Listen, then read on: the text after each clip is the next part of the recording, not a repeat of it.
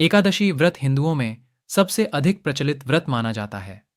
वर्ष में 24 एकादशियां आती हैं, किंतु इन सब एकादशियों में ज्येष्ठ शुक्ल एकादशी सबसे बढ़कर फल देने वाली समझी जाती है, क्योंकि इस एक एकादशी का व्रत रखने से वर्ष भर की एकादशियों के व्रत का फल प्राप्त होता है।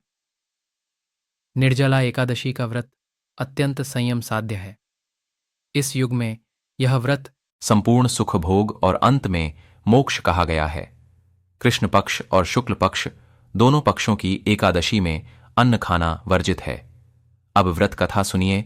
भीमसेन व्यास जी से कहने लगे कि हे पितामह, भ्राता युधिष्ठिर, माता कुंती, द्रौपदी, अर्जुन, नकुल और सहदेव आदि सब एकादशी का व्रत करने को कहते हैं, परंतु महाराज मैं उनसे कहता हूं कि भाई मैं भगवान की शक्ति पूजा आदि तो कर सकता हूं, दान भी दे सकता हूं, परंतु भोजन के बिना नहीं रह सकता।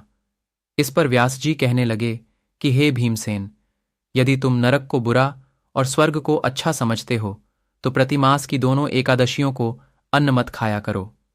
भीम कहने लगे कि हे पितामह, मैं तो पहले ही कह चुका हूं कि मैं भूख सहन नहीं कर सकता। यदि वर्ष भर में कोई एक ही व्रत हो तो वह मैं रख सकता हूं, क्योंकि मेरे पेट में वृक नाम वाली अग्नि है, सो मैं भोजन किए बिना नहीं रह सकता। भोजन करने से वह शांत रहती है, इसलिए पूरा उपवास तो क्या, एक समय भी बिना भोजन किए रहना कठिन है। अतः आप मुझे कोई ऐसा व्रत बताइए जो वर्ष में केवल एक बार ही करना पड़े और मुझे स्वर्ग की प्राप्ति हो जाए।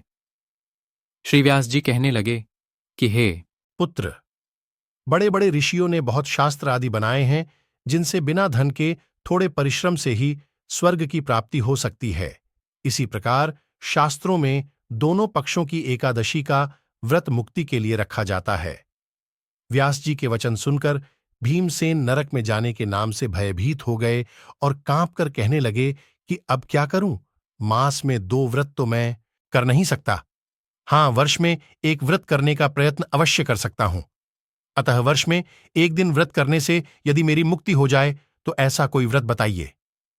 यह सुनकर व्यास जी कहने लगे कि वृषभ और मिथुन की संक्रांति के बीच ज्येष्ठ मास के शुक्ल पक्ष की जो एकादशी आती है उसका नाम निर्जला है। तुम उस एकादशी का व्रत करो। इस एकादशी के व्रत में स्नान और आचमन के सिवा जल वर्जित है। केवल कुल्ला या आचमन करने के लिए मुख में जल डाल सकते हो। उसको छोड़कर किसी प्रकार का जल विद्वान पुरुष मुख में न डाले, अन्यथा व्रत भंग हो जाता है। इस दिन भोजन नहीं करना चाहिए, क्योंकि भोजन करने से व्रत नष्ट हो जाता है। यदि एकादशी को सूर्योदय से लेकर द्वादशी के सूर्योदय तक जल ग्रहण न करे तो उसे सारी एकादशियों के व्रत का फल प्राप्त होता है। द्वादशी को सूर्योदय से पहले उठकर स्नान आदि करके ब्राह्मणों का दान आदि देना चाहिए। इसके पश्चात भूखे और सत्पात्र ब्राह्मण को भोजन कराकर फिर आपको भोजन कर लेना चाहिए। इसका फल पूरे एक वर्ष की संपूर्ण एकादशियों के बराबर होता है। व्यास जी कहने लगे कि हे भीमसेन, यह मुझको स्वयं भगवान ने बताया है। इस एक एकादशी का पुण्य समस्त तीर्थों और दानों से अधिक है। केवल एक दिन मनुष्य निर्जल रहने से पापों से मुक्त हो जाता है। जो मनुष्य निर्जला एकादशी का व्रत करते हैं उनकी मृत्यु के समय यमदूत आकर नहीं घेरते, वरन भगवान के पार्षद उसे पुष्पक विमान में बिठाकर स्वर्ग को ले जाते हैं।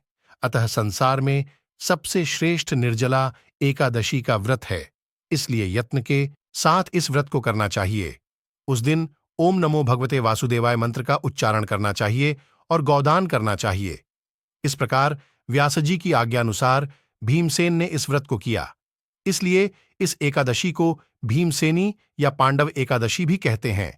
निर्जला व्रत करने से पूर्व भगवान से प्रार्थना करें कि हे भगवान, आज मैं निर्जला व्रत करता हूं, दूसरे दिन भोजन करूंगा। मैं इस व्रत को श्रद्धापूर्वक करूंगा, अतः आपकी कृपा से मेरे सब पाप नष्ट हो जाए।